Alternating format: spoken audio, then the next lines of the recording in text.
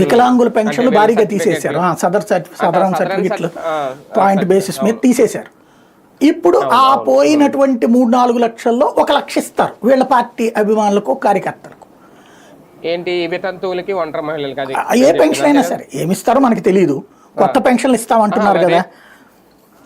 అదే కొత్తవి అన్నవి రేపు ఎప్పుడు ఏదో డేట్ అదే చెప్పారు, వచ్చే 2 నెలల్లో ఇస్తారు. కొత్తగా 1 లక్ష ఇస్తారు, పోయిన 4 లక్షల గురించి చర్చ రానియరు.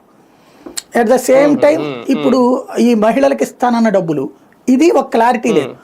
3 గ్యాస్ బండల డబ్బులు కలిపి ఒకేసారి వేసేస్తారా?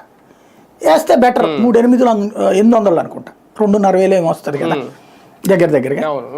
అట్లాగా 800, 500 వీళ్ళకి ఇచ్చేది. మామూలుగా అయితే 500 రూపాయలు అనుకుంటా కదా, ఇది పూర్తి ఫ్రీ కదా బండ లెక్క ప్రకారం. పూర్తి ఫ్రీ 850 రూపాయలు. ఎవరికి అది?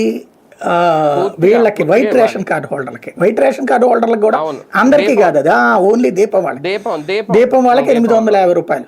ఆ 850 రూపాయలే ఇస్తారు. 3 బండలు అంటే 3 8లు 3 అద్దలు 2,550 రూపాయలు. అది మొత్తం ఒకేసారి ఇస్తారా? 850 వేస్తారు. ఇది కూడా ఆల్రెడీ తీసుకున్న వాళ్ళకి ఎందుకు పడలేదు ఇప్పటికీ? అది స్పష్టత లేదు. గతంలో కూడా చంద్రబాబు గారి దృష్టికి వెళ్ళింది సార్, దీపం పథకానికి సంబంధించి గ్యాస్ సిలిండర్ డబ్బులు కంపెనీలు ఇవ్వట్లేదు అని. దాని మీద ఈయన కూడా అధికారులకు చెప్పారు అప్పట్లో. ఆ సంగతి